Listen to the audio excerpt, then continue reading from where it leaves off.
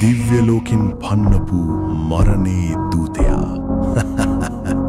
වීදි සටනේ බියකරුම දිව්‍යංගනාව.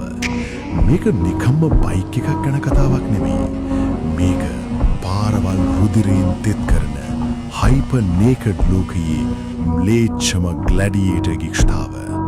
මේ තමයි hyper naked ලෝකයේ fallen angel Ducati Street Fighter V4. ජපානයේ ඩාර්ක් සයිඩ් එකයි ඉතාලියේ ආර්ට් ඇන්ඩ් වයලන්ස් එකයි ගැන අපි කලින් කතා කළා. හැබැයි ඩුකාටි සමාගම මේක නිර්මාණය කළේ සම්පූර්ණයෙන්ම වෙනස් ෆයිට් ෆෝමියුලා එකකට. ඔවුන් පැණිගාලේ V4 එකේ තියෙන ඒ ලෝකශූර DNA එක අරගෙන ඒකේ ෆේරින් ටික ගලවලා හසුරුවන්න ලේසි වෙන්න හැන්ඩල් බාර් එක උඩට කරලා මේ මෘගයාව පාරට මුදා හැරියා. මේක නිකම්ම බයික් එකක් නෙමෙයි. මේක පාරේ යන ඕනෑම වාහනයක් දලගස්වන්න හදපු රාජකීය අනසක පතුරවන යාන්ත්‍රික සිම්පතියෙක්. දැන් අපි යමු මේ ග්ලැඩියේටර්ගේ යකඩ හදවත ඇතුළට. මේකේ පණ ගැහෙන්නේ CC 1103ක ඩෙස්මොසිඩීෂි ස්ට්‍රදාලි V4 එන්ජිමයි. මේක සාමාන්‍ය එන්ජිමක් නෙමෙයි. මේක MotoGP ට්‍රැක් එකකින් කෙලින්ම පාරට ආපු තාක්ෂණයක්. RPM 13000 සීමාව පහු කරද්දී මේ එන්ජිමෙන් නිකුත් කරන අශ්වබල 208ක දැවැන්ත බලය පාලනය කරන්න නම් ඔයාට සැබෑ ග්ලැඩියේටර් කෙනෙක්ගේ ශක්තිය තියෙන්න ඕන. මේකේ සද්දය ඒක හරියට මරණය අභියස ඉන්න යක්ෂයෙක් කරන ගර්ජනාවක් වගේ. නිව්ටන් මීටර් 123ක ටෝක් එකක් එක්ක ඇක්සලරේටර් එක අබරද්දී ඔයාට දැනෙන්නේ මුළු විශ්වයම ඔයාගේ ඇඟ ඇතුලෙන් ගලාගෙන යනවා වගේ හිරිගඩු පිපෙන හැඟීමක්. ගොඩක් අය හිතන්නේ මේක පැණිගාල එකේ කෑලි ටිකක් ගලවලා හදපු නේකඩ් පැණිගාල එකක් කියලා. ඒක අමූනික බොරුවක්. ඩුකාටි ඉංජිනේරුවන් මේ බයික් එකේ ඒරෝඩයිනමික්ස් ගැන අමුතුම විදිහට හිතලා තිනවා. මේකේ තියෙන රහස තමයි මේ බයිප්ලේන් විංස්.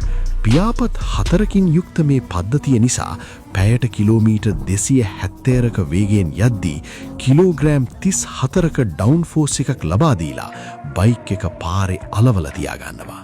මේක වීදි සටනටම හැදුණු කිසිම කෙනෙක්ට පරාජය කරන්න බැරි ඉංජිනේරු විස්මිකක්. තත්පර 3කට වඩා අඩු කාලෙකින් පැයට කිලෝමීටර් 100 සීමාව පහු කරන මේ යක්ෂයාගේ උපරිම වේගය පැයට කිලෝමීටර් 299කට වඩා වැඩි. මේ මෘගයාව පාලනය කරන්න 6 axis IMU පද්ධතියක් එක්ක cornering ABS, traction control සහ wheelie control වගේ අති නවීන ඉලෙක්ට්‍රොනික්ස් රාශියක් මේකට ඇතුළත් කරලා තියෙනවා. Öhlins electronic suspension NASA Brembo Stylema brake නිසා කොච්චර දාමරික විදිහට පැද්දත් මේ ග්ලැඩියේටර්ව ඔයාට අවශ්‍ය විදිහට පාලනය කරන්න පුරුවන්. මේකේ පෙනුම ඒක අමු ඇග්‍රෙසිව් පෙනුමක්.